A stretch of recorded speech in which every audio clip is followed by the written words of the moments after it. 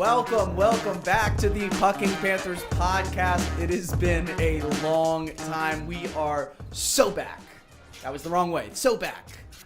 Welcome back. I'm Taylor Craig. And of course, we'll get to our other co-hosts in a minute, but I just wanted to say that this is going to be a sports show like no other. We will shout you out in the comments. If you are out there and you want to get involved in some way, be a part of the chat, just frickin' throw a comment. And I want, if we can show exactly what those comments look like beside me, we have, look at this, join the discussion, and we're going to be able to call you out in the middle of the show. We're doing this all live, and it's only ever going to be a live show, and it's going to be Mondays at 8. We already got one compliment from EL saying the countdown video was epic, so we're already cooking with gas. Screw it. Let's get to every host that we have, and this is bigger than ever on the Pucking Panthers Podcast. We got 6. We got a Brady Bunch box. 6 folks here. You know them very well, the founders of Pucking Panthers Podcast, co-founders. We have Alex Suissa down there. We got Ryan Keelan.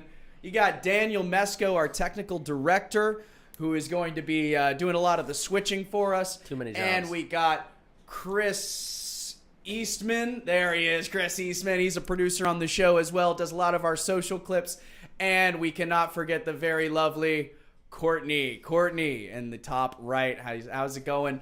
I do have to disclose a workplace relationship. Courtney is my girlfriend, so I have to say that out loud. Anyway, we are going to just start it off with where we were with the Stanley Cup final, where we were when we saw that final game. So, Alex, it's been a long time since we've done this, but hey, buddy. We won the Stanley Cup, so we're like, very convenient for us. We're Panthers fans again. Panther fans again. All right, where were you? Where were you when we won the Cup? What was that like? Where was I? I was in the stadium with this guy right here. Okay. We were sitting together. Everyone who knows me, all my life, basically all of us friends and everything. This was a moment that I've been waiting for, basically my entire life. It was amazing. I was crying. I was screaming. I was jumping. I was grabbing the guy next to me that sits next to me and Ryan in our season seats. I was just grabbing everyone. We were jumping up. We were going crazy. It was very, honestly, it's so cliche to say this, but it was magical. It was amazing. It was like everything that everyone always tells you it's going to be when you're waiting for like that moment, like lifelong, like whatever it is. And then it happens. It's just amazing. So we were in the stadium and, the crowd was crazy. Everyone was just going nuts. We went to the elbow room after, couldn't get in, but we saw Mark Messier. But it was just, yeah. This is your video, right? Did you take this or did Ryan take this? I don't think this is our angle. Oh shit! Oh no! Oh, we fucked up already. We're not in that video. I think that one might have been mine. There you go. How's this? Here, I think we got a new one. That's our video. Is that better? That's better. All right. And if you can hear us, I'm screaming, "Come on, baby! Come on, baby!"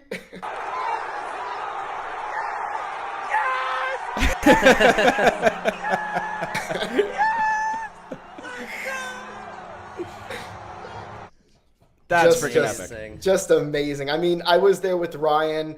Ryan, how did you feel when that moment happened? So insane. It was kind of like Shawshank, where we had to swim through all the shit for so long and crawl out on the other side. It was well worth it. I mean, even the best part about it, I think, was the day after when we went down and we were hanging out at the elbow room and they were just pouring beer off of the balcony. I know everyone saw that video. They ran into the ocean with the Stanley Cup. It was insane. We waited for so long. TC, thanks for changing that graphic, by the way. Thank you so much. The best feeling in the world, and I'm ready to run it back, and let's go back to back. There you go. Yeah, I got some flack because I accidentally put out that Ryan has been a fan since 2016, and he actually predates that by about a decade. So I want to issue a formal apology to Ryan. I hope you forgive me. Apology accepted. Thank you. That tone, I don't know about. I don't know if you actually accepted it. Chris, where were you? You know what? I was also at Amaranth Bank Arena. I was in the 300s on the Oilers shoot twice side, so I was surrounded by Oilers fans. And like, I want to say this about Game 7 especially. I had gone to Game 5, and the year prior I had gone to Game 4, I want to say. And like, the vibes were so much different during Game 7 than they were in Game 5 for obvious reasons. But the Oilers fans came like in full force, and they all moved together as a block. So, and like, they had these drums, they had the Barstool tailgate, and like it was just this eerie feeling the entire time. Like, are we really gonna blow this? Like, is this the most Panthers thing that we could possibly do? But we didn't blow it. And I got that nice video. If you play the audio, which you don't have to, you can. I don't say a word until like 2 or 3 seconds to go, and then I start screaming. Then it starts feeling real. Yeah, I literally say it's fucking real. Wait, can I hear? Hold on, I want to hear that.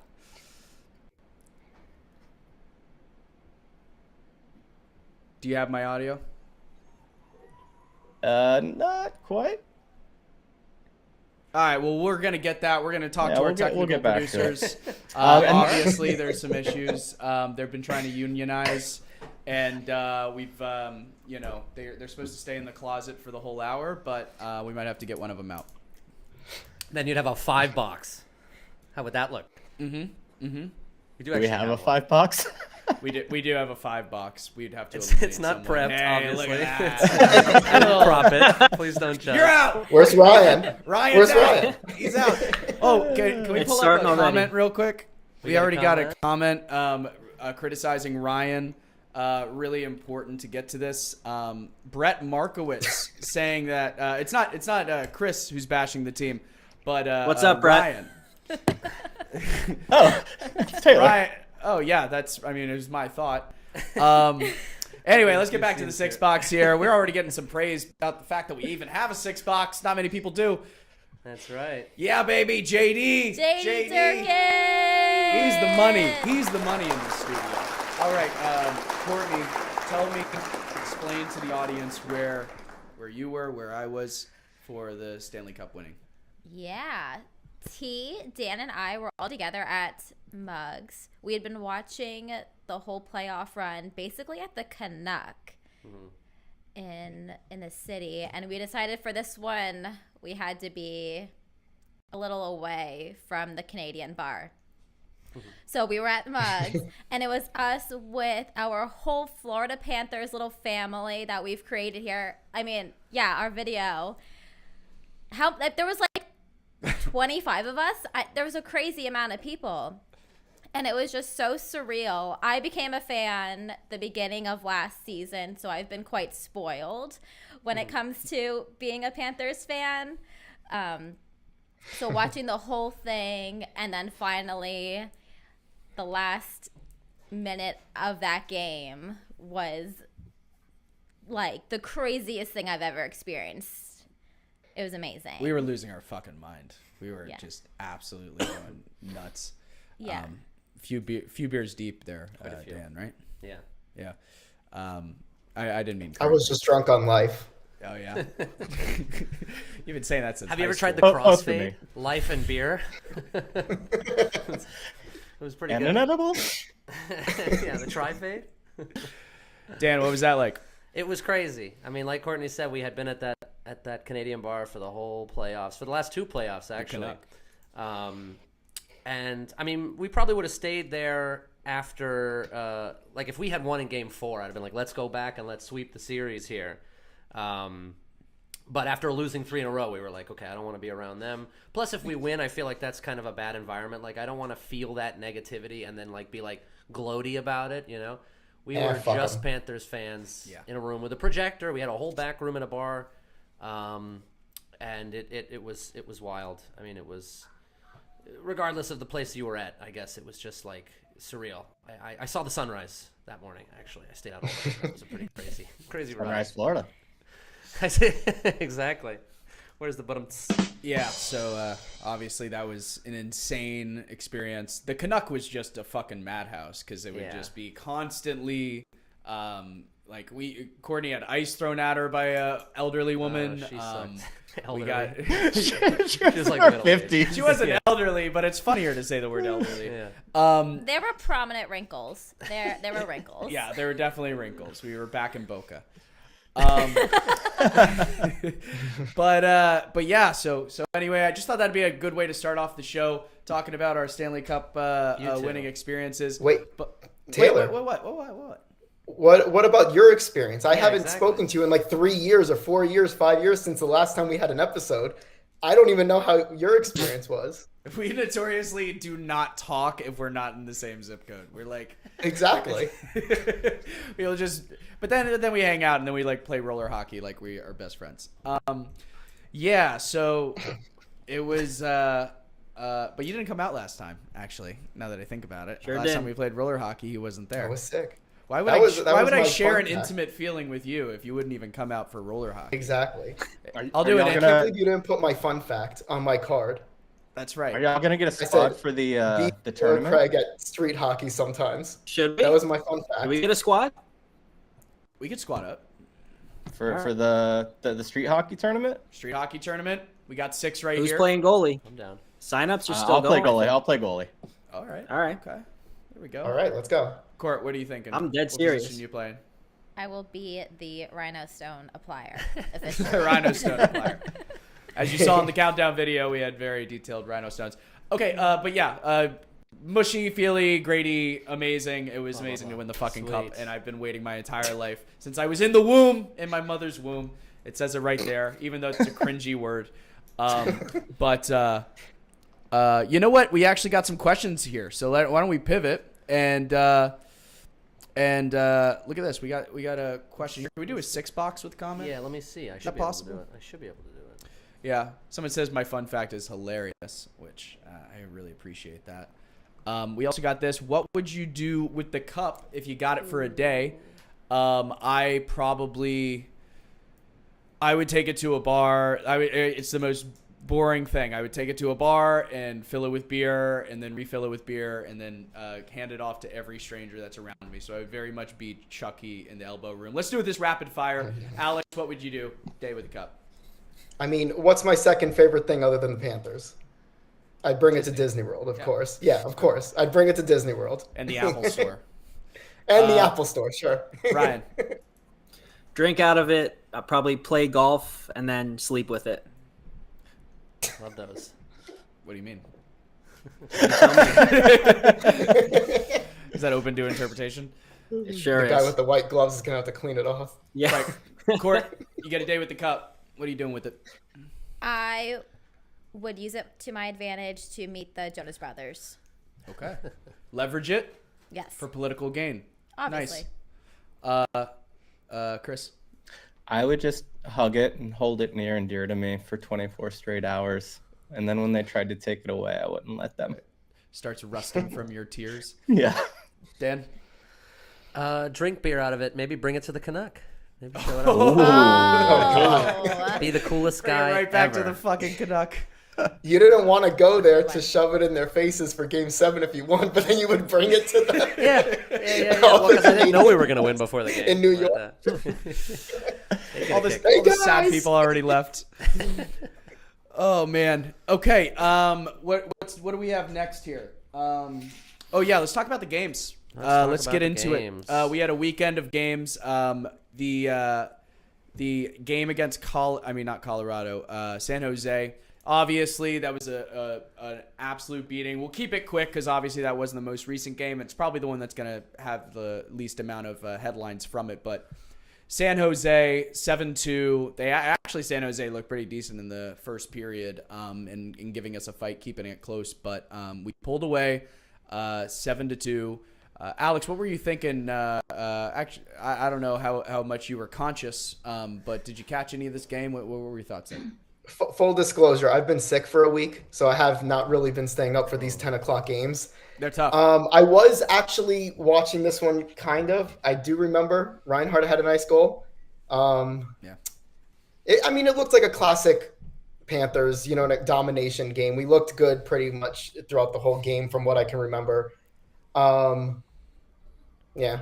Yeah, I agree. I don't really... No, you don't. The thing is, you don't have to have like a whole like spiel here. Like it could be like 10 seconds. Like, it was a good game. All right, move on.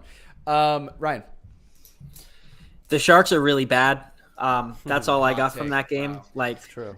Yeah, that we were passing pretty quick, fast. I mean, we could have had 10 goals in that game. I thought, like, texted. We want 10. He was I thought we were sleeping. going yeah, double we digits. want 10. Because he didn't answer me after the second period. I said we want 10, and I didn't get a response. I never He answer a was sleeping. text.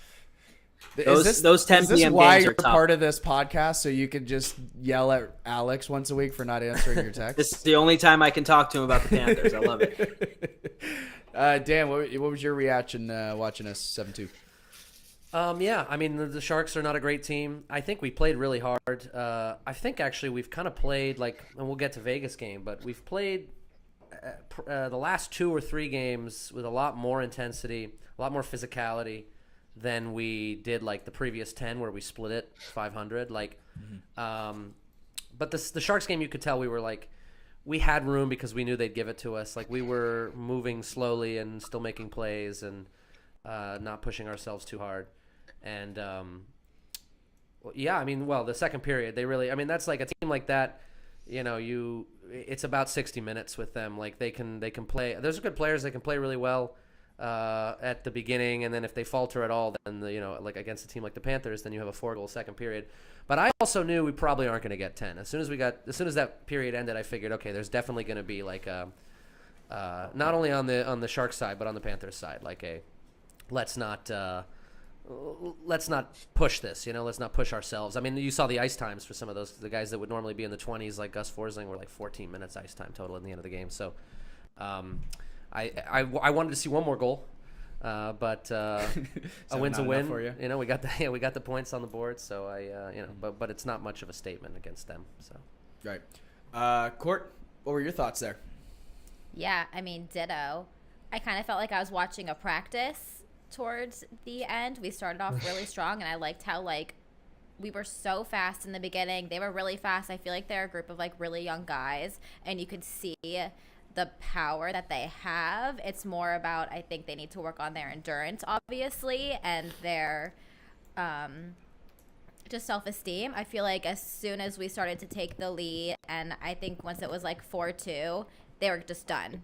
Yep. They knew that it was over, and we kind of knew it was over, and just wanted to, I guess, try to save some energy for the next night's game. Their building was rocking for a moment there. Like, they got, like, that second goal, and then suddenly they're like, oh, my God, we can fucking do it.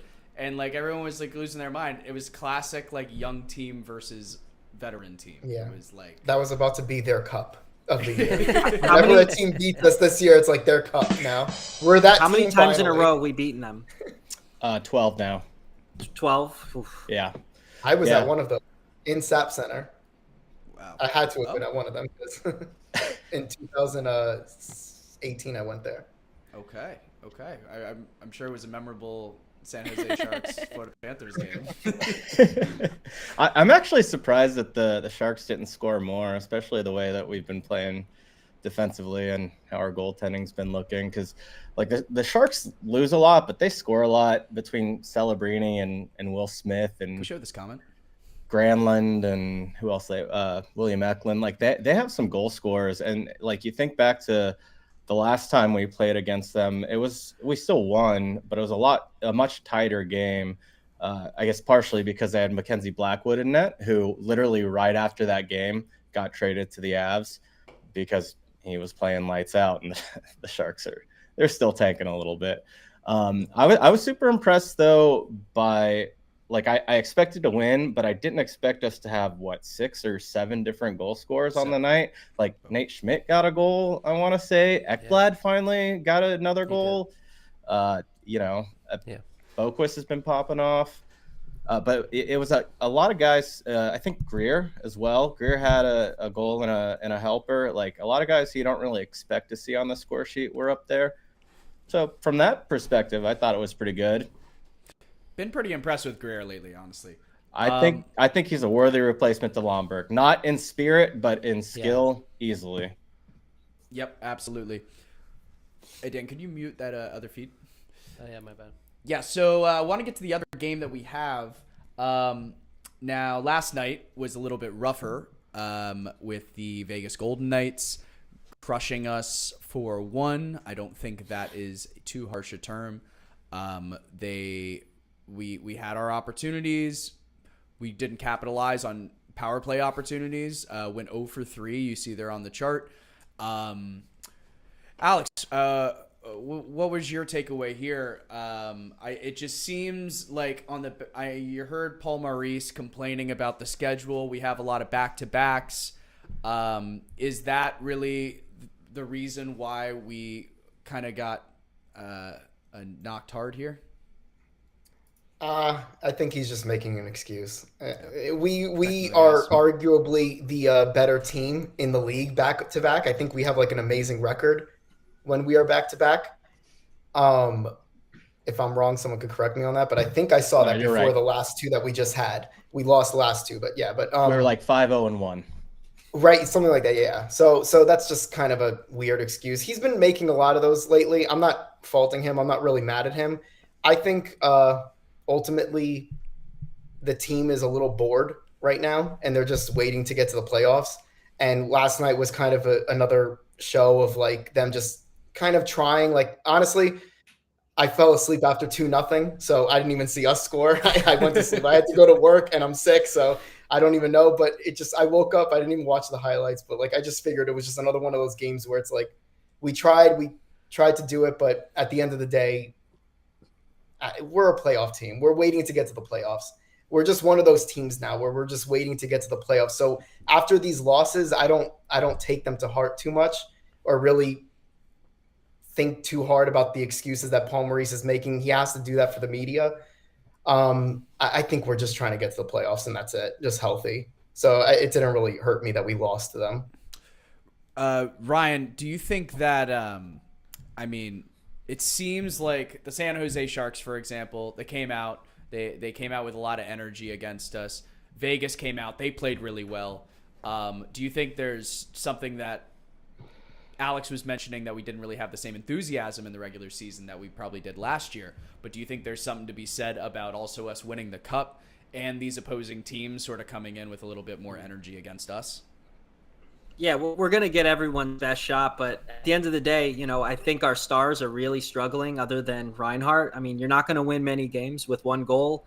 Barkov hasn't scored in his last 13. Tkachuk is really struggling outside of the Shark. Take away that Sharks game, nothing. I mean, Verhaeghe has just been really silent this year, which is kind of disappointing. So, I mean, once those guys get going, and I'm sure they will, are we waiting for 4 nations? Are we just coasting to the playoffs? I don't know, but something needs to change offensively. So, yeah. I don't even think offensively it's that big of an issue. I'm pretty sure we're scoring at a similar per game pace as we were last year at this time, but we're just giving up so much more defensively because we're still taking penalties like we have last year's PK, and we don't. Like, missing a guy like Kevin Stenlund who can kill penalties, that it's you wouldn't think Kevin Stenlund would matter, but we don't have those guys right now, and the goaltending hasn't been very good. I'm granted, we do go spurts of games where like we're either scoring 0 or 1 or we're scoring 5 or 6, but I offense is going to come eventually. I think defensively we don't have anyone who's about to step up. Court, you and I were watching this together. We were calling out a lot of the sloppiness with the defense. Is that something where you think that it'll get cleaned up by the time playoffs roll around, or is that actually something that you're seeing as a consistent trait of this team lately? I mean, you have to hope so, right? I don't know. I don't know what it's been. It's been consistently a little bit of like, we're starting off so strong, and I feel like we have so many opportunities. And there were 2 or 3 last night where I felt like the net was open, and we just couldn't get it in. And I know we're talking about defense, but I think it's a little bit there too. Like, I don't know where Bennett has been. He was on fire last year, and I feel like he's just been MIA, which I'm sure we'll get to, and we'll talk about that. considering the position that he's in. Yeah, I don't know. Maybe a few more weeks down the line when we get a bit closer. But how close are we behind the Maple Leafs? Are we still Like 2 a point points or two? behind them? Yeah. 1 point behind. So wouldn't you think that we'd be pushing that a little bit more just to at least tie with them or just push up in front of them? Right. I guess that's not really a motivating factor, right? Because we had the year where we were the President's Trophy winners. We did great in the regular season. And I'll be honest, I don't think the Panthers care at all about winning the division. And I think us as fans, we focus on it a lot. But I think it does mean something. It's important with seeding. It's important for where we end up in the playoffs. But I also, to yours and Alex's point, I don't think we really have that motivation to catch the Leafs. Yeah, I mean, it's interesting. Yeah. A good point is, are we just trying to get there healthy, which is something that you see in football. These players get there, and the last 2 or 3 games this season to clinch the playoffs, everyone's just hurt and they lose it. So I guess that's also a fair point. Yeah, I could. I don't know if they're like taking it a little bit easy on themselves. Chris, any final thoughts here on Vegas? And I cannot get away from this game without talking about Spencer Knight's second goal that he let in. Yeah. I mean, Yeah.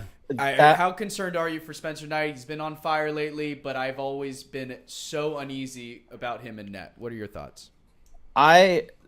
Spencer frustrated me a couple times last night. Like there was one where he maybe that was the second goal where he just did not protect the far side of the net. Like he was just completely out of position. Blatantly. I don't know exactly what he was thinking, but also if you watch the full game there towards the end of the game, there were so many times we were giving up like crazy breakaways. We just looked exhausted. I don't know if the fourth liners were out there for too long or if like we were missing our changes, but he made some really big one-on-one saves. Not that it made a difference in the end. I don't put that loss on Spencer Knight. Like you only score 1 goal. Yeah, you're probably going to lose the game. And it was the same thing when we played the Kings the other night. I don't know if Knight was in net or not. I think he was, but we lost that game 2-1. Whoever was in net played really well, but if you don't score goals, then you're not going to win. Can we show this comment in a second? I also don't need to be mean to be like knee jerk either, but I do wonder. I have to ask the question: like, is this a symptom of like a bigger problem? Like positioning that bad? I mean, when he literally was covering 4 feet outside the left post, like we're good there. Yeah. That'll go into the boards. We're fine. We also that's on Rob Tallis, by the way. I can't see Rob Tallis coaching him like that. We need to protect the side of the net. Protect the side. Brett, we got a comment here from Brett Markowitz, friend of the show. Need Ryan's take on Knight and if we should continue yelling his name during the anthem. We got answer is always yes. The answer is always yes. Ryan, though, the question was directed at you. I know you have some hot opinions on this. I think it's stupid. He's not the starter. Obviously, we know this. Stupid. Bob is, the starter. But last year, the guy wasn't on the team, and we're screaming Knight, and it's like the guy's not even in the building. So he was going through a lot. I His think name's that not even on the cup.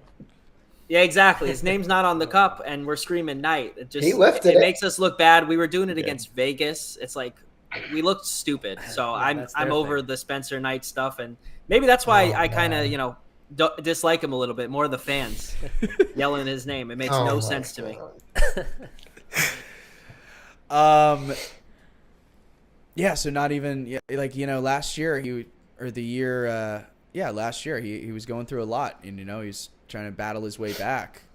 Just no sympathy for everything he's been through. That's fine. He wasn't on the team. I like Red though. We can scream Red. That's fun.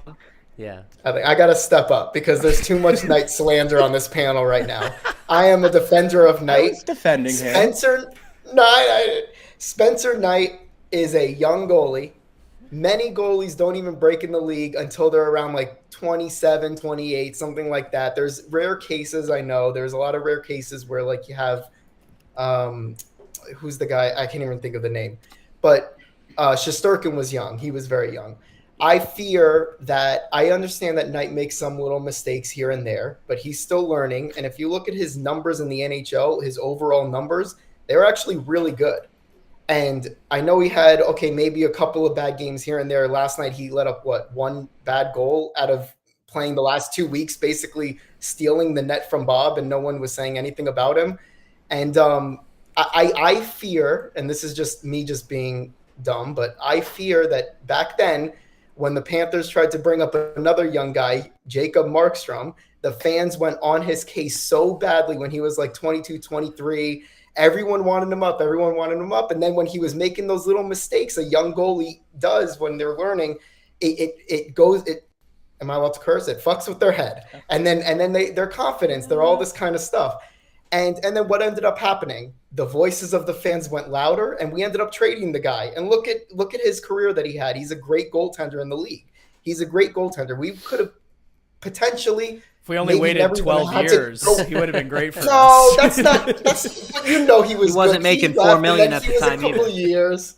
Oh my God! It took forever. So the $4 million is a lot. The $4 million, I can't believe for a backup gave him is that a lot. contract. I agree with that. But you have to think back of when we gave him that contract, and it's $4.5 million. It's not $4 million, guys. You're not helping yourself.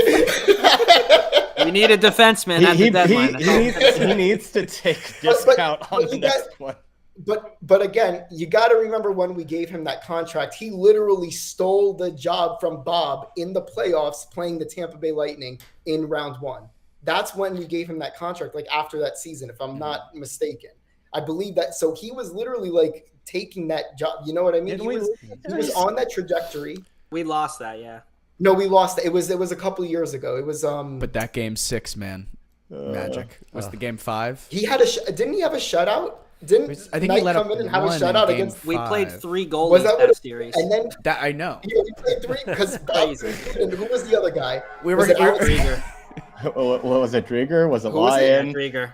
Drieger. Oh, it was Drieger. Okay. I think No, so. Lion was last year. Lion If was Knight 2 years didn't ago. work, we were Yeah, gonna 2 go years to ago. Bahama Breeze and ask the busboy there to kill him because like we had no goalies that series. Listen, I I just don't gotta know if he say, took the crease. I think it was just like this is a goalie in our system. Hopefully he's better than these shitty 2 ones. Isn't Drieger Oh, still in our geez. system?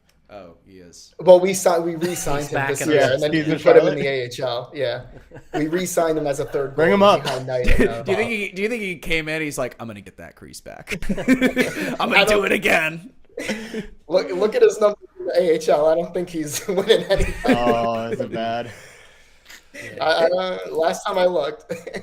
All right, so we're done with Alex being a protective father about Knight. Always. Yeah, you know that does. You know, a lot of us we were bringing up the sloppiness of the defense. We were bringing up a lot of the issues that we saw in this last game against the Knights. I keep pointing that way. That's what I mean. Can Trade I add a deadline. comment on that? Well, can I add a comment on the Knights game? Because I watched both of those. Oh games yeah, I'm to- sorry. Go ahead. No, it's okay. To midnight or to whenever they ended. I thought I don't want to be the guy that's like we didn't get any lucky bounces or stuff, but we were putting up a lot of offense in that game against the Knights. I do think Knight giving up that goal was kind of deflating, but we ended up tying that, didn't we? I think we tied 2-2. No, we lost 1-4. So never mind. But we came very close. I mean, we had a 4-on-4 that we went 6-on-5 for. Played the whole thing without giving up an empty netter. Then we went 6 on. Then we had a power play. We went 6-on-4 for that, and then when that ended, we were still 6-on-5 for the empty netter. And that empty netter came late. Like we were putting up so much pressure in front of the net. It did seem like a lot of hot potato hockey, so a little frantic, a little uncoordinated. But I thought what we were doing a lot better than we were doing previous games was winning along the boards and the forecheck in general, like recovering those pucks. Entering the zone fairly well for the fact that the Golden Knights were really hard to get through the blue line. But you know, so many times as it does in any team, but in the Panthers especially, like when you have all that pressure, you know, and you bring the D-men up and stuff like that, you give away breakaways. I mean, we gave away 4 breakaways at the end. Spence stopped 3 of them. Spence let Jack Eichel get that goal to make it 3-1, which was pretty devastating, and then they got the empty netter. But we were looking like we were going to tie it. So I don't know. It wasn't perfect, but it wasn't too lackadaisical like I thought.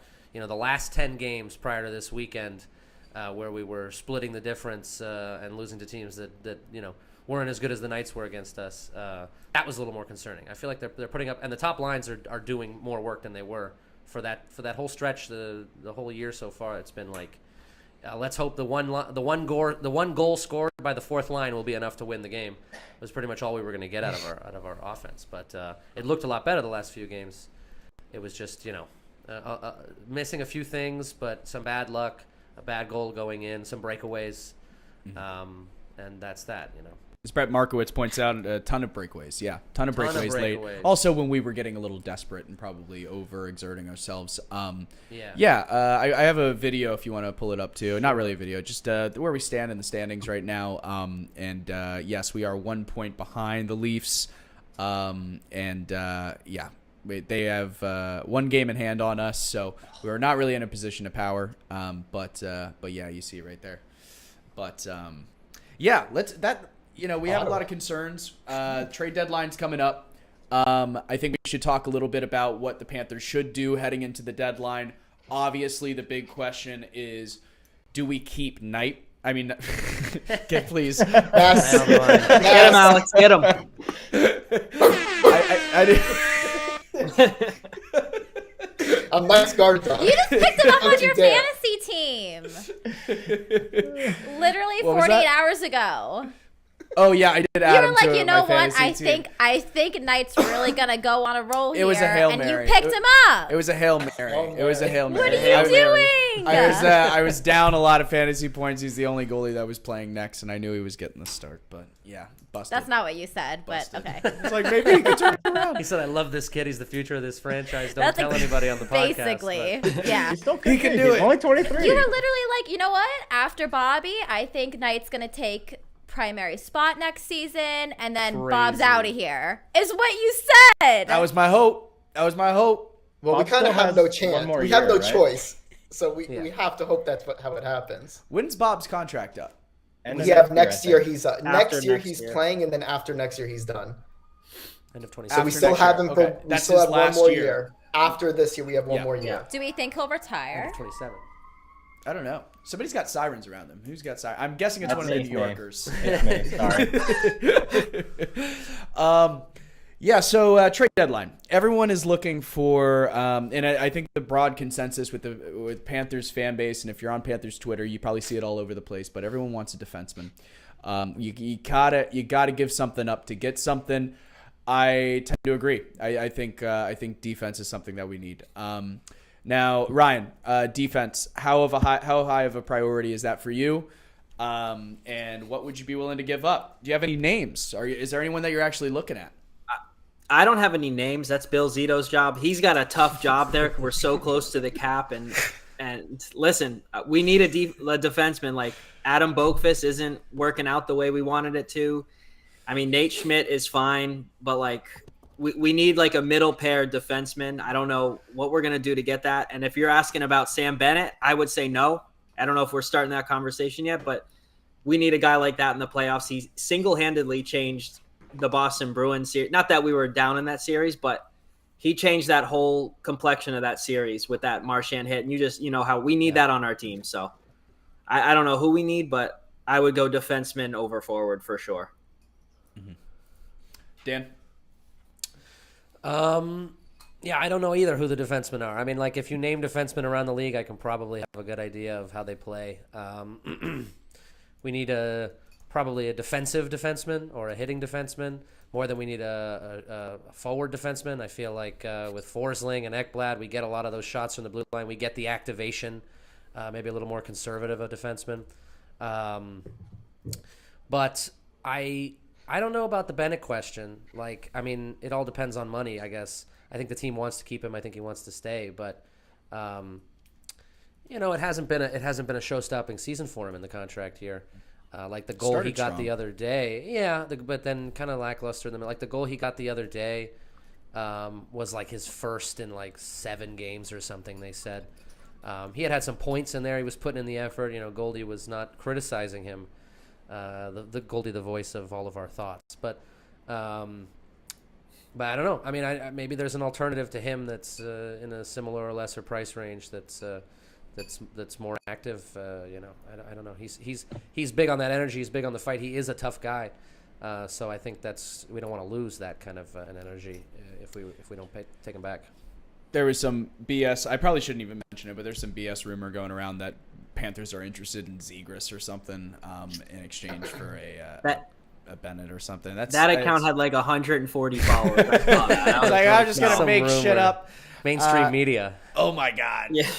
This NHL 22 cover athlete, Chris. What are you thinking? Who do we target? And who are you willing to give up? See, here's the thing. I don't know what we would give up because we don't have a first round pick this year. We don't have a second round pick this year. We don't have a third round pick this year.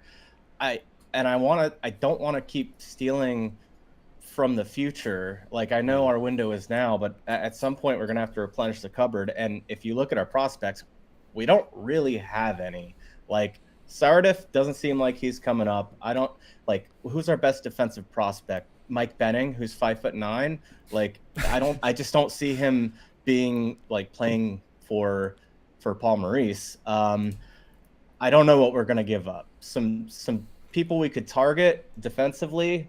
This is going to sound ridiculous because a lot of people had mocked him to us back in 2013, 14, 12. Seth Jones. I think that he gets paid a lot. I think his contract is 9.5 through 2026. But I think Chicago has a retention spot. They could retain some salary. I mean, they just helped with that massive Natchez and Rantanen trade. Maybe they want some more late round picks.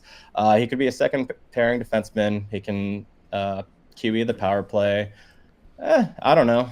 Could be worth it. Ristolainen out of Philadelphia. Yeah. I think he's a decent guy. I don't watch him that much. Once again, that scenario, you got similarly to Seth Jones, you got a cap situation to worry about. You got like $5 million. Yeah, he's a right-handed defenseman, which, GM's eyes light up at that. He's $5 million for the next couple of years, though. And I don't know, maybe Ryan Lindgren from the Rangers. He's only 26. I think he might be expiring, and I don't know what he would command, but yeah, it is expiring. He's going to be unrestricted at the end of this year. Court, how high of a priority is defense for you? Do you think that's what we need? I mean, I definitely think so. When I think of defense, I can't even think of a really standout guy that we have that I would compare to like Adam Fox on the Rangers, who's absolutely incredible. Who I have him on my fantasy, so that's why I'm quite familiar with him. Mikkola has been showing up quite a bit more. I like Nico. Yeah. But, him and Cooley, I like them too as a pair. But, yeah, we don't have anyone who really stands out for me who I feel really confident about when they're on the ice. I want a skater too. I want a freaking Adam Fox. I want a guy who can actually move around the ice. Everyone wants Adam Fox. Yeah. I mean, but like, I would love a guy that could actually like. Gustav Forsling is our top guy, and I know that that's Ryan Keelan's favorite player. Look at that, hometown Parkland. No fun fact. Fancy. Yeah, like I would love a better give Ekblad credit. Like, he is not what he used to be when it comes to speed or agility, but man, to the ringer. I will say that guy plays his fucking heart out, so I appreciate that. He seems very proud to wear the sweater, and I do have a lot of love for Ekblad. But we need more speed. Kulikov is an aging defenseman, even though he's serviceable. Serviceable. Oh my God, what are the odds? He can move the puck. He can move around really well. But I do think it's really important to target somebody that can move. Ristolainen is a curious situation. $5 million. He's 30. But the thing is, his contract goes until 2027. Are you you're willing to be comfortable with Ristolainen for another year after this one? Additionally, you got to give up a Bennett. You got to get. I mean, come on. If John Tortorella had Bennett, you realize how. Of course, would love that. It would kill someone. Oh my God, yeah. You'd run out of boxers by the end of the week. That's a team I really don't want to see like squeak into the playoffs. Like they just play us so hard every single time. Seth Jones, how does he get paid $9.5 million? I mean, he's still pretty young technically, right? He's what, 28? He's got to be older now, no? He's got to be 30. Yeah, he's got to really? be there. Yeah. So who on this roster draft right now are you confident in on defense? Like I would say Forsling, Ekblad, and Mikkola. Like you know what you're gonna get from them every game, but what after that it's a little shaky to me. Kulikov is fine. He's just like out there, not a net gain, not a net loss, but everyone else I'm concerned about the defense. We really didn't replace Montour. Sorry, go ahead. I disagree. So I'm looking at puckpedia.com because Cap Friendly is gone. It says we are going to have $2 million deadline cap space. I don't understand how all that stuff works, so I'm just going by what this says. We have $1 million in cap space, but because we're far enough in the season, we wouldn't take on the full cap hit. Yeah. So we can afford a $2 million contract. Gotcha. So I was going to say, so with that, the $2 million, and then picking off Chris, what you said about like depleting the future. We don't have first, second, third, fourth, fifth round picks this year, but we are starting to get them now in the next 2 years. 2026, 2027, we have a pick in every single round other than the third round next year. And I agree with you that it's not good to keep trading away first round picks, but I mean, when we were doing it, we got Reinhart, for example, was one of them that we traded away a while ago, so I mean, I think it's a fine line where it's like, it's dangerous because I agree with you where it's like, you have to start replenishing the thing. The only guy we have is Mackie Samoskevich, and he's already on the team now. Yeah. And he's doing fine. I like him. You know what I mean? He's doing fine. He needs more time to grow, and he's going to eventually get up the ranks. You know what I mean? Eventually he could be a second line player for sure. But also the other side of that fine line is that we just won a cup. These are the best years arguably these could be the best years that we ever experienced as a fan of this team. It's very hard to be this good. It is very hard. And when you're at this level, we're not trying to win just one cup. Like, I'll excuse them if they don't win it this year. I get it. 3 years in a row going to the final is insane. That's insane to even think about in hockey. I know the Chiefs just did it, but like in hockey, it's a little bit different, I think. But like, you're in that moment, and I think that this is the time where it's like you do trade those first round, just continue trading those picks because you're going to get something in return. And I know we don't only 2 million cap space. So what are you really going to get by trading a first round pick with 2 million cap space? So I don't know how they're going to do that. Like Ryan said, that's Zito's job. I'm not going to try to figure out those numbers, but I just wanted to comment on that first round, the draft picks thing, where I agree with you, and you know what I mean. It's hard. It's you can trade away the first rounders. I don't care that much, but like you can't come back with a Ben Sherratt like we did a couple of years ago or something like that. Like it needs to be something for the future. Like I'm not even opposed to just leaving roster as is this year, and if we make it, we make it. If not, we still have so much talent and we can replenish and be healthy for next year. Yeah. And earlier, what I was saying about my theory is that they're kind of bored, is that I'm kind of putting a lot of my faith in the leaders of this team. I have a lot of faith in them. I think they have learned a lot, especially guys like Barkov, Ekblad, who has been here forever.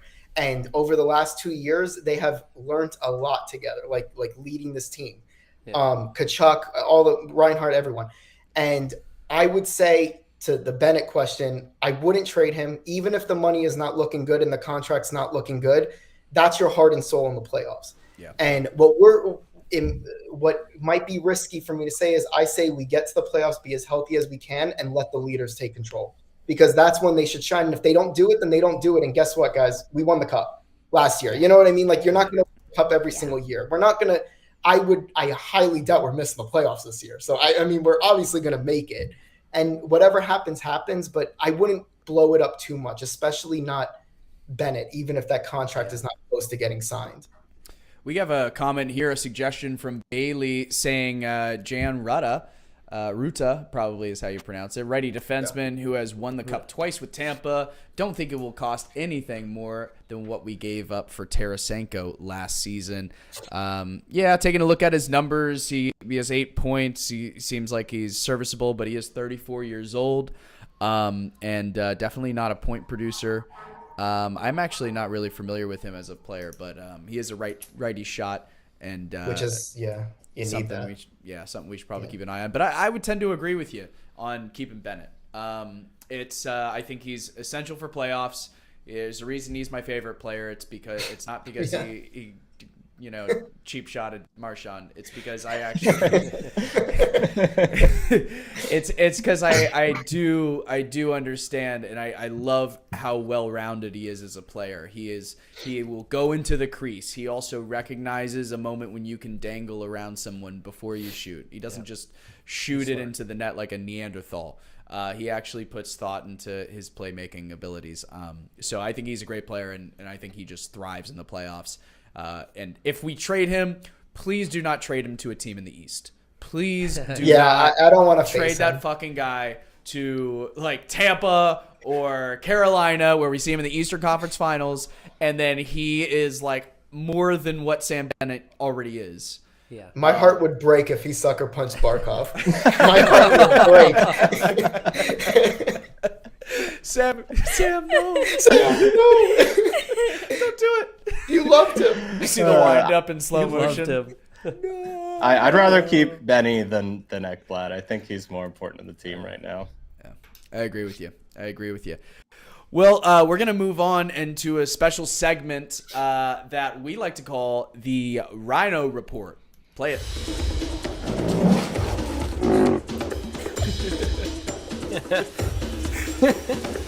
Courtney, take it away. I love that so much. Thank you, Chris. All right. So Rhino Report this week. We don't have too much to report, actually, which is much to report when it comes to Rhino, considering he has been our breakout star 2 years in a row now. I believe he's been getting over a sickness. I have no confirmation. I just believe he's had a cold. And he took a gnarly hit last night. Oy. And that's kind of all we got for the Rhino this week. Tell me if I'm missing something. I think you pretty much nailed it. Big hit last night. He did not look like he was very comfortable with that. He was I did see that one. I did see that one before I went to sleep. I just bought a new jersey and I sent it over to Canada to get it authentically stitched with Reinhardt's name on the back with the Stanley Cup patch right here. And all I was thinking after that hit was, oh no, not right before I get the jersey. There it goes.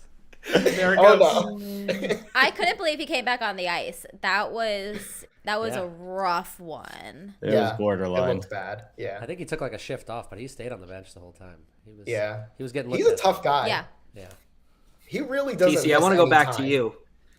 You said we miss Montour from last year. I think we miss Ekman Larson more than. Get back to the Montour. trade deadline banner. We're going backwards.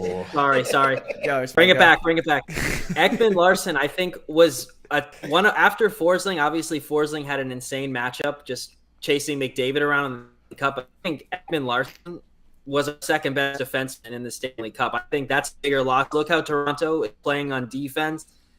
And obviously, Montour's making $7 million a year. It would be crazy to pay that to him, and he's really not producing right now for the Kraken. So I think Ekman Larson was a big loss for us that we need to replace somehow. He brought toughness and he could skate. So someone like that. That's pretty fair. I mean, Ekman Larson moved insanely well, and I just feel like we are missing that mobile defenseman. Not only did we lose one, we actually lost two. But yeah, Monty had speed. That's a big thing. Yeah. That we don't have He was on the blue line right now. He was kind of absent in the playoffs. To Ryan's point, like the playoffs before, he did incredible on our President's Trophy season. He was the star of the show. But and you even called it back then. I think you mentioned that you didn't think he was worth all the hype, and he didn't really follow up that playoff performance. Certainly wasn't worth $7 million. But I do think there's this habit of you lose a big guy and you try to replace him by committee, like the Brad Pitt Moneyball approach. But sometimes you just need like a really good player to replace a really good player, instead of just like 6 mediocre ones. Chris, anything? No, I mean, I just don't know. Like, we got kind of lucky last year, I guess, with a couple of, someone like OEL, who he had a couple bad seasons, and he kind of wanted a chance to prove himself again. Like, we need a player like that right now, is what it feels like. A guy like, and I'm not saying him, but like someone like JT Miller, who like not performing that well, but that they're actually a good player, and maybe they're just not in the right situation. Like, I don't know who that player is for us this year, but I think that we need to be looking for those types. Yeah, and that's Zito's specialty, is finding those guys. Yeah. That's why I'm not even going to sit here and not this offseason pretend to think of a name. That's Zito's job. He's good at that. Yeah. Zito's very good at that. To Ryan's point, this offseason hasn't exactly been a bunch of home runs. I think there's we're 1 point behind. We're 1 point behind first in the division, cruising to a playoff spot. Is it really a disappointment this year? It's a good thing we're not in the Metro. Well, the people we get, obviously. I'm saying, like, Nate Schmidt and Boakfist haven't really turned out and played at an Ekman Larson level or Montour. So Alex, a huge Nate Schmidt fan. Love it. I'm not really. I don't like Schmitty. But even if we were in the Metro, we would still be pretty safely in a wild card spot right now. Yeah. Up by like 5 points. So that feels like an oxymoron. Pretty safely in a wild card spot. I mean, I don't know if I want to be in a wild card spot anymore. Critical but stable. That's what the doctor says. Critical but stable. Stably critical. Yeah. I don't know. I had some point, but Dan, any thoughts on Montour, just sort of the replacement of defensemen? Nothing more that's been said. I think we need somebody who's fast and who's a brick wall. He's not the same kind of player, but I always think about Radko Gudas. I know. And I miss him a lot. Like, not as fast, but certainly a bully. Yeah, certainly a bully for sure. Certainly not getting pushed through. Certainly not giving up, breakaways and stuff. Like, he could match that guy. He could catch up to that guy every time. One thing I loved about him too is that what we don't do a lot.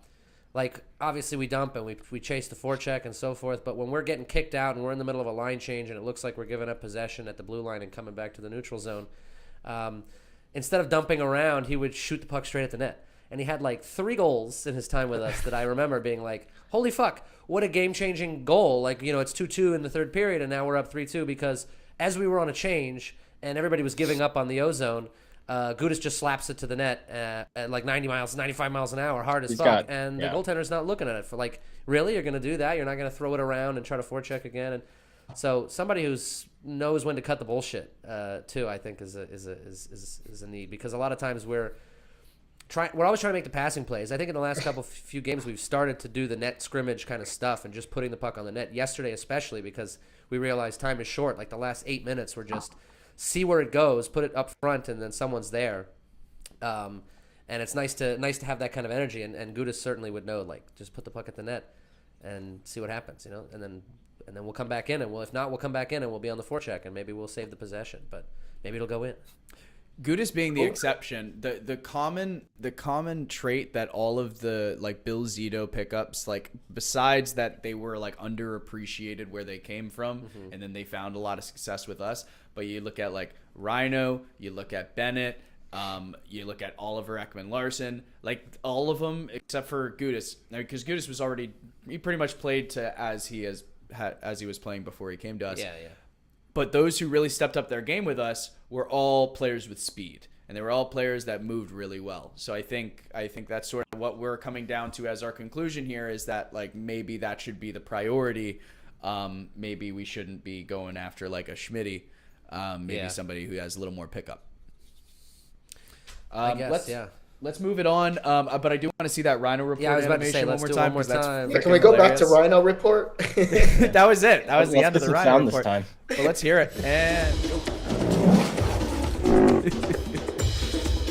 No audio? Come on. No, the audience had audio. Okay, good. The audience had audio. Oh, that reminds us, the fantasy player of the week. We're going to do this every week, no matter what Ryan tries to say. Fantasy player of the week is 15.8 points, and that goes to Sergey Bobrovsky. Look at him. Look at him. Look how timid. He looks like a rescue puppy. He is Looks like Benny sponsors him. Yeah, Benny sponsors Bob. Yeah, so that's our fantasy player of the week. Why don't we keep this element up and why don't we go around? Who do we have? I don't know if you guys play fantasy, Alex, Ryan. I know the rest of us do. I don't either. Do you guys play any of that? Do you have any guys that you think are going to have a big week ahead here? I do, but honestly, I haven't checked. I'm not doing too good. I picked up Mackenzie Blackwood when he got traded to the Colorado Avalanche a while ago, and that was my fantasy thing, but he's probably picked up by everyone already. That's the last time I checked.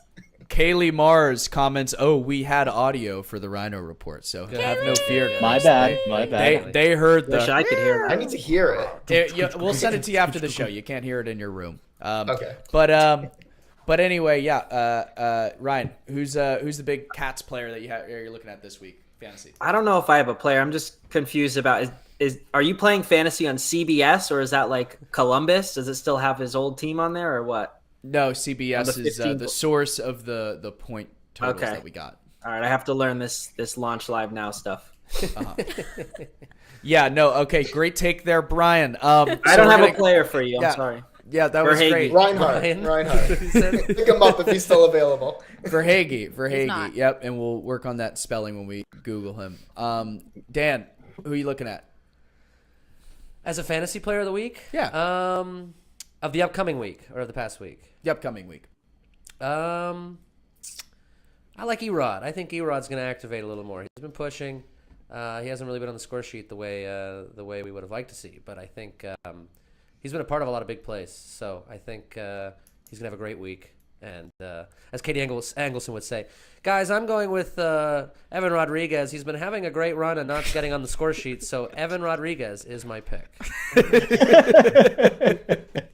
A little thesis statement and conclusion to remind you. Just beginning, middle, end. Yes. Like I'm submitting my paper for the SAT, and it's and I'm all right. He's gonna light the lamp, folks. Court, Erod did have a good week, right? Last week. So who are you looking for the coming one? Yeah, he had over 13 points, I think, last week, if I'm not mistaken. Yeah, I actually think it was 14. I think he had it was a close second. It was 14? Yeah. 14 is more than 13. Well, he was on the score sheet so more that's than I good. thought. Yeah, I mean, he was going to be my answer. Rhino's always my number one.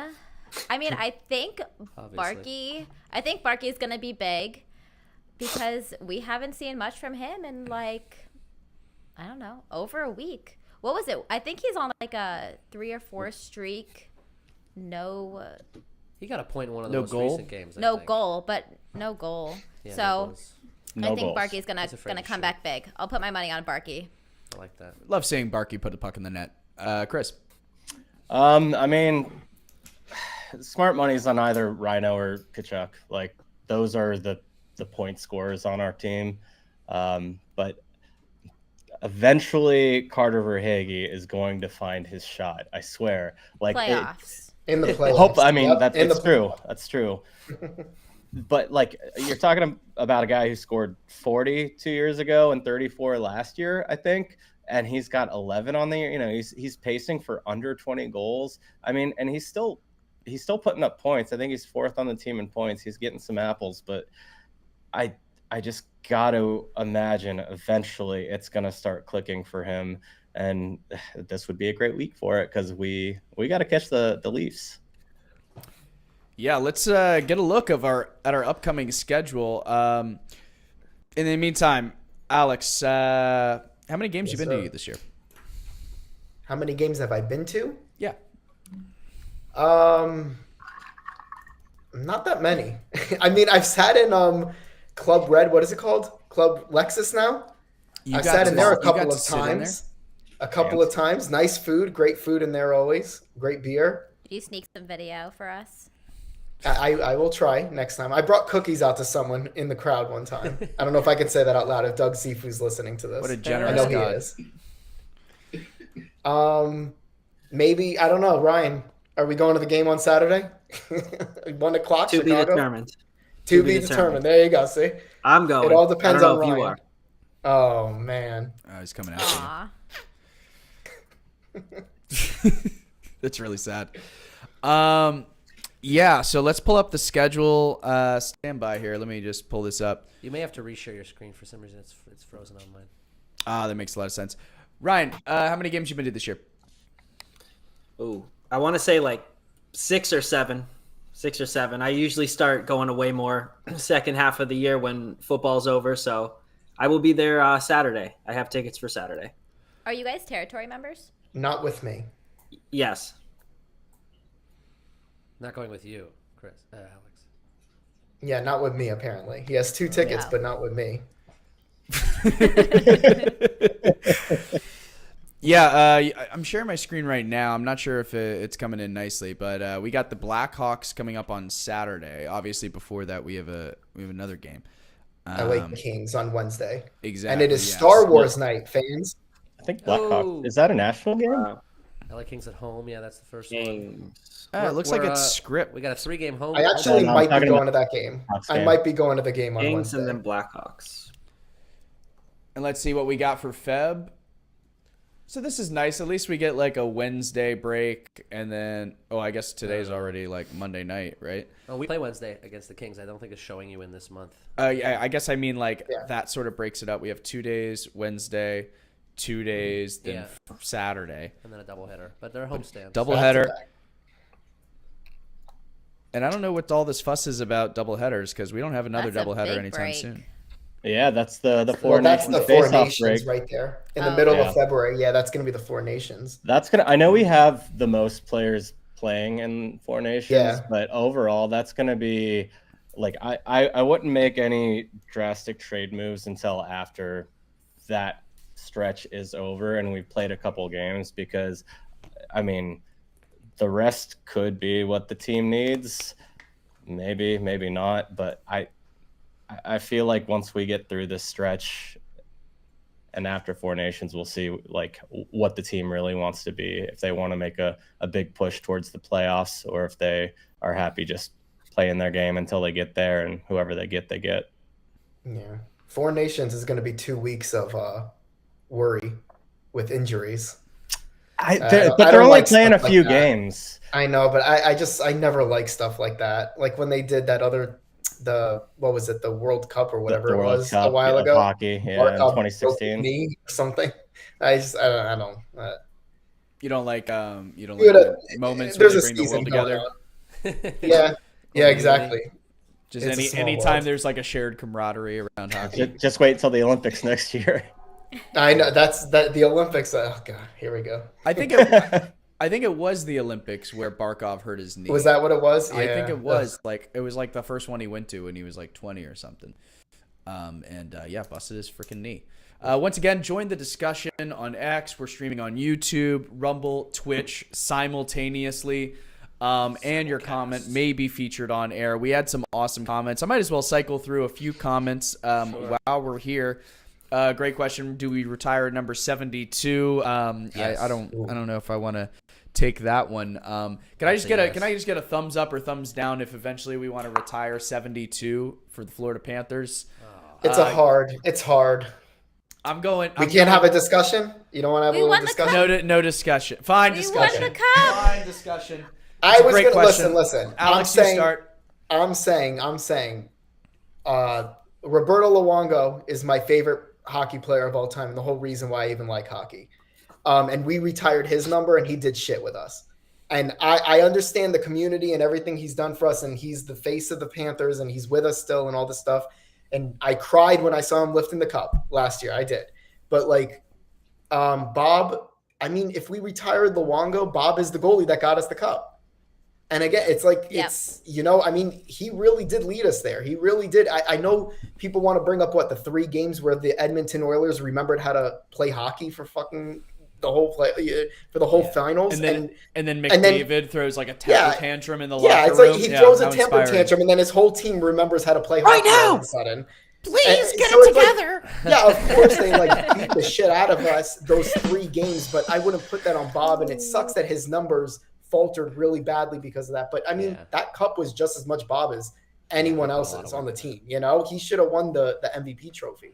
Yeah. But I don't know. I mean, it's a good discussion. I mean, he had really bad years. I mean, the first 4 years of his contract were arguably really bad years, and some of the worst as a Panthers goaltender. But he did get us the cup. So I don't know. I guess retire it, because who the hell is going to pick number 72 ever again? It's such a weird number. That's another point, right? Like, who cares? Popular. Like 72. Cares? Like just do it to make them feel good. You honestly, you really sold me on it. I'd like for this to be a debate, but he is the one that got us the cup that we always really wanted. Court, I guess you feel similarly there, right? Yeah, I feel so strongly about that.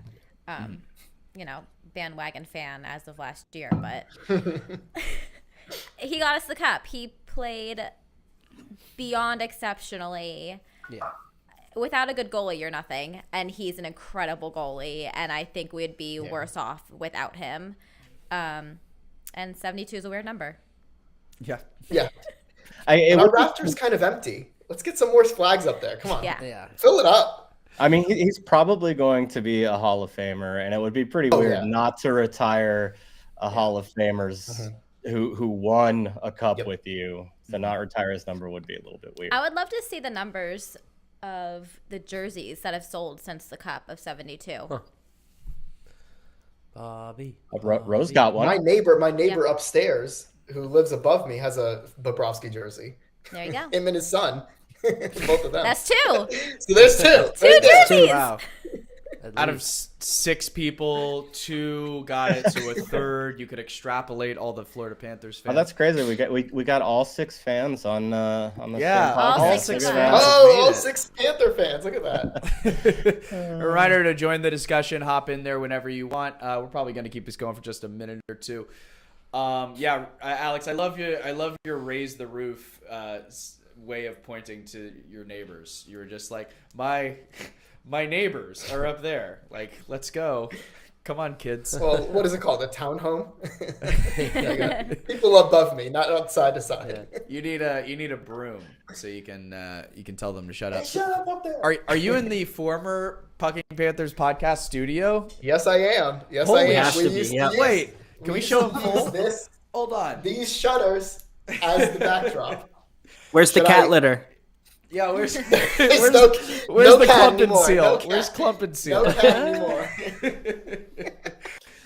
Well, that we looks used to freaking use great. this as the backdrop. We used to have jerseys right here. I almost brought out the Huberto jersey that we used to always hang in the middle. The Huberto and Barkov and Yager jersey.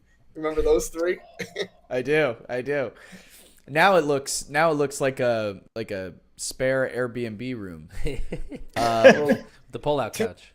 Came and went in this room. Now it's an empty room. Well, I mean, maybe you and Ryan should be in the same place for the next stream. You guys are like down the street from each other, right? No. Ryan hates me. Oh, he won't even invite me to Saturday's game.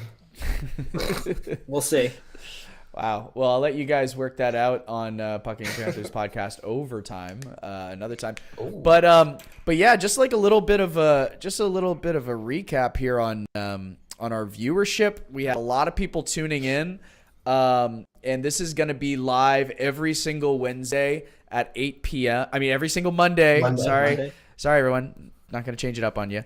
Every single Monday at 8 p.m. We're going to go live in our viewership. Let's see. How many people are watching right now?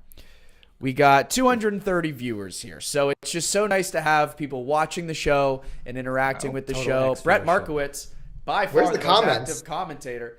You want to go, Brett? Brett doesn't need to be the only one commenting. Let's get some Brett's more on comments. the prowl tonight. People are shy. People are really shy. Brett Markowitz, Bailey, JD Durkin. We got JD asking a question here. Hey, Aaron. Are you pulling for Team USA in 4 nations, or do you have some favorite Cats players? Barkov, Bennett, other teams. I think I'm rooting for Barkov. I think and USA. Yeah. I would like to see them too at the end if that's possible. I don't know how the seeding works in the 4 nations. I want a USA Kachuk jersey so bad. Yeah, that'd be badass. I want It'll be Canada. nice. Isn't he the new West Canada. sponsor of Canada. some Dior or something, or Perry Ellis or something? What was it? Yeah, Did anyone see Perry that? Ellis. Perry Ellis. What do you guys think about that? He looked kind of spiffy and handsome in that suit. He's handsome. I didn't see that. I've only seen him with the Amaranth Bank card commercials. Oh god, I yeah, like those they play that commercials. every time. Yeah, My girlfriend watched the game. She's like, "Is this live? What is this camera angle?" his hair is like flattened down. Yeah. Like Where's that. the rest It's of the so weird. team? Who's this woman sitting next to him? Shout out Patrick. Allie. What are you in for? Oh, cross-checking. I thought he was a pretty good actor in that one. He was, yeah. Yeah, It's like he's about got good checking timing. accounts or something. Well, you won't ever get penalized for checking ever again. Cross-checking. Oh, cross-checking. Yeah, exactly. Oh, cross-checking. Let's see. We got another comment here. Bring back Jakob Kindle. We have suggestions of an Eric and Branson reunion. It's How about like Mark Stahl? we got Aaron. God. Aaron saying, "Is this the Brady Bunch with the boxes? It's Yeah. looking like bing, it." Bang, boom, bing, bong. We got Ryan likes Felipe. How do you say that? Rosier? Des The Rosiers. Rosier. The Thank you. Rosiers. We're gonna have like 6 attempts on this one call. We're and all not get big them in wrong. Quebec. Sorry. Who will end up the better player? We already hit that. I think. Wait, did we? I don't think we ever said. Oh, anything I'm on sorry. that. I popped discussed it. We both popped of it them. up, but Oh. we didn't actually talk about it. Celebrini or Barkov? Do you think Celebrini could ever amount to what I mean, Barkov is? Absolutely not. Celebrini is Good. really good. I really like Celebrini, but I mean Barkov is going to be a top. He's going to be a Hall of Famer. Celebrini has to prove it. He has a lot to We can prove. look at this To 8 an years extent. from now. Yeah, Yeah. exactly. You got to look at Yeah. it 10 years from now when Barkov's what 40, 95. pushing 40. Yeah. Celebrini has the potential, absolutely. Oh, he's great. I mean, I think Yeah. he came into the league better than Bedard did personally, but Bedard slowed up a lot this year. he's small and he can't win faceoffs. He should be a winger. Got him. You sound like his mother after like his first like practice. Like, hey, come on, he's small. does? Put him on the wing. You can't do Oh, I'm faceoffs. just Bedarded out, dude. Bedard out. You, I like Celebrini. Chris reviews a lot of NHL content, so he probably has seen all of the Bedard he can. Yeah. I kind of liked that, like the NHL was trying to do that whole, he's a star and everybody's looking forward to him. Like that first game, the way they sold that, they mic'd up the ref dropping the puck against Sid Crosby. against Like, Crosby. welcome to the league, welcome back. Like all changing of the guard kind of shit, and they were trying to hype him up and make it seem like this guy has the potential to change. Like watch the NHL, we need stars. This kid's gonna be the star. Blah blah blah. And then they placed dead last in the fucking league. I was like, okay, great. So it's not They're one on pace guy. to do the same. Yeah. Forgot you need a team. My bad. Is Chicago still dead last right now, or I don't know. San Jose? Stink. San Jose looks like San by Jose. 1 point. Look at that roster. It's horrible. Ay. All right. Final question before we go. How do y'all think the hockey culture in South Florida has exploded in the last few years? Boys Yeah. are 4th in attendance this season. I think that goes unnoticed. South I mean- Florida is hockey country. Yeah, you guys are in New York, right? Okay, Four of us, so I guess I can kind of speak for this and Ryan. I notice a lot of Florida Panthers license plates. A lot of them now, and there's a lot more shirts. I was in Disney like a bit ago, like a couple of weeks ago, and I was eating, and someone came up to me and just started yelling at me because I was wearing a Panther shirt, and they were wearing a Panther hat. A whole In a family was good wearing way, I Panther. hope. That's this. Yeah, they were wearing Panther hats. They were wearing shirts, everything. So I never used to see stuff like that, and now it's just. I mean, it's everywhere. It really is, especially with the Dolphins and whatever the hell's going on with them, and the Marlins, whatever the hell's going on with them. Ugh. The Heat and their problems with Butler. I mean, this is really becoming like a hockey place. Like people are really getting on board. Every time I go to a game, it's packed. It's pretty full. Playoffs are packed, obviously, but I mean, you can feel it. You really do feel it. Ryan, South Florida loves a winner. Yeah, of course, that's what it is. We're all bandwagoners here. Not me, but everyone here. Not us. And that's fine. Bandwagoners are fine. I love bandwagon. You need bandwagoners. Buy tickets. Yeah, you need bandwagoners. I mean, the season tickets are sold out. You can't even get any. crazy, You know, I mean, come on. To be fair, I don't think Court is a total bandwagon because I think no matter what team I cheered on, she was gonna end up cheering on. Rhino. And we just she literally picked out Rhino. She goes, Yeah. I go, who's your favorite player? She's like, you know what, Rhino seems awesome. Why don't you explain what stuck out with Rhino? Why he became your favorite player before he went on to score 57 goals? I know. I think it was literally like that game. We had just started dating, and he was like, "Oh, what's that movie with the? What movie am I thinking of? Which one? With Miracle? The baseball? No, not Miracle. Moneyball? No, the one who's Second like, Moneyball reference this show. I love Moneyball. Rookie of the year, the rookie, Bull Durham. No, the baseball one. It's Bench literally warmers. like I'm dating. I fell in Fever love with Pitch. Fever pitch. I fell in love with Summer Taylor, and then all of a sudden, like, fall hockey Taylor came around, and it was like we were in a long distance relationship, and the only way we could talk on the phone at night was if I was also watching the hockey game. So I just got on it and decided my lucky number is 13, and Rhino is cute, and I was like, that's him. That's the Handsome guy. fellow. And lo and behold, he scored our Stanley Cup goal, final goal. Yeah. But Yeah. I'm bringing That's how I back that video. decided. Yeah. My jersey, that's how I decided to get the Reinhardt with the Stanley Cup patch because he got the game-winning goal. You had to. I mean, How clutch was that? That was just like it Great, was great. so perfect. It's what everyone needed. It wasn't like you know, it was I such a just unexpected goal too. I think Verhaeghe screened the goalie a little bit, but like they just whipped it and got it right past him. and remember how the play started. A wide open net. Oh, yeah, Cool that's touch, right. hits it away. Huge. And then, massive. Yeah. I got a question for you guys, you four.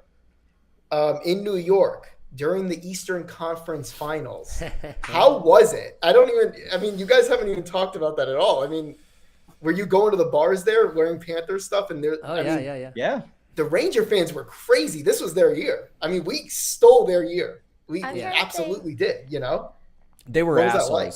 That we were assholes. Really? I would say Really? that. Yeah. Oh, They fuck. sucked. they were- There's one cool No way. They one. really sucked. No way. New Yorkers, assholes? Come on. Rangers fans, no way. What a thunk. They were guess- such. Three different people. It was just. Know what it was? It wasn't the fact that it was Rangers fans. It was that it was like your tech bro who has tickets to the Rangers, like went twice this year, and then the Rangers are in it, and he's like, "Oh shit! Oh yeah, the Rangers! I have a jersey," and because I bought one on my company's credit card, and it's like, It's funny. it's all of these just like people that just want to be a part of it. Which that's cool. Like we've always wanted that for the Panthers. And that's how it is here too. So it's nothing wrong with it. Yeah. But no, it was just there was just so many not real fans with so much confidence and aggression that you just wanted to like That's punch the them in the problem. fucking face. yeah, Sorry, that's go where ahead. the problem is. Yeah. No, I was just trying. I think we were in Florida for that. You Oh yeah. were there. Well, the final win, yeah. Oh, that's right. You were there Yeah, for we game were in 6. Lisa and Chris and Dan, were you also at the Canuck? Yeah. I was not there for game 6. I was at Alexi's place in his backyard. Okay. But I was at the Canuck for all the other games, Yeah, that was tough. I mean, my favorite thing in New York is wearing Panthers gear and walking past someone like in Williamsburg and them just being like, Vamos Gatos. Yeah. Like, it's so It does happen. niche. It happens. It But does. it happens does. all the That's time. fun. That's cool. Or just getting like a sick jersey, sick beanie, and being able just to pick up on conversation about that is my favorite thing. Something about hockey that you don't see in other sports is just the respect for being into that sport. Football, there's a lot of anger I've come across. Soccer, I feel like, is just energy. But hockey, there's a certain amount of respect that just for being into the sport, people just look at you differently. Yeah. It's part of the culture. It's definitely part of the hockey culture. It's always been, I feel like. That's what everyone like always talks about.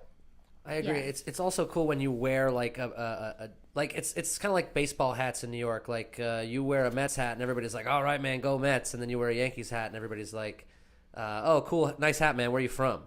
Like when you wear a Panthers gear around, and anyone who knows hockey sees you, they're like, oh, okay. Not only is this guy a hockey fan, but he's a hockey fan for real because he has this jersey of this team that, well, at least until recently, like, struggled and didn't do well, and probably watches a lot of games and knows the sport, and lives an expatriate lifestyle of being a Florida Panthers fan in New York City.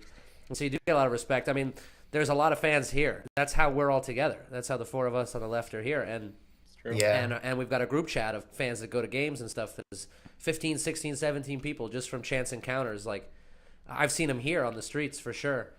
So there's a lot of the Florida, New York connection needs no introduction, but there is a lot of reverse snowbird phenomenon now. I think with kids of New Yorkers that want to go back, that grew up in Florida, went back up, and now are working there, and we that's how we all know each other. I mean, we came up to New York, but we took our allegiance with us. But you did get a lot of stuff. I mean, like, going to the Canuck is a hockey bar. It's in a Canadian hockey bar. So, like, fans of every team were there, and there was some vitriol from pretty much every fan base that we saw. But the New York fans there's a mix of, like, really old, bitter New Yorkers who, like, despise Florida because they're the only one of their contemporaries that isn't there now. And then it's like fratty kind of dudes whose insults come along the lines of what fratty dudes like to say, very rude stuff, not clever, and on the streets and stuff. Like, we'd be walking. You won't. Yeah. Using certain words to insult you, and we. I like walking around with Eric Waters because he doesn't give a shit about anything. He's one of our NYC Cats friends, and we'd be walking by and we'd get shit thrown at us from just a group of people that came out of a different bar when we were leaving the bar. Man. And he would just be hamming it up. Like, you kind of have to own it. Our lifestyle is, like, I go to a lot of games, home games, when I'm down in Florida. Like, I went to, like, 4 over the holiday break. I was there for about a month. But probably most of the games I see each year are when the Panthers are the away team. Because I'll go to the Isles. I'll go to the Devils. Mm-hmm. We went once, Taylor, to Washington for a night. We did an overnight trip to see the Caps. Philly. We went to Philly. You guys went to Philly. That's us right. Three. I want to do Philly. And I've done MSG, but I don't do MSG anymore because it's just overpriced. Too expensive.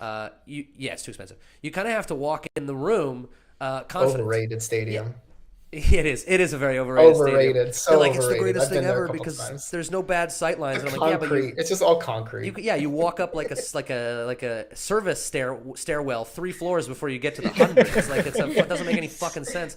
And then what's your reward? Like, the team wins and you get to emerge onto 34th Street and 8th Avenue. Probably the one place God does not exist anymore because it's just chaos there all the time. I mean, I much prefer Emirates Bank Arena. You'll be there tomorrow morning. God help you, man.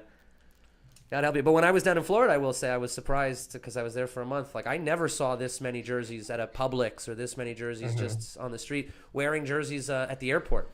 When I came down for the championship parade, I saw jerseys at LaGuardia for people going down for the parade and stuff like that. So there's a silent fandom pretty much everywhere, but definitely in South Florida. It's been unreal. And this has been an unreal debut. It's been so awesome getting together for a show and use it as an excuse to catch the fuck up. It's nice to see everyone. Everyone did amazing. And everyone, I hope all 6 hosts are here every week. But if not, whoever of us 6 can show up is going to do that Monday night show.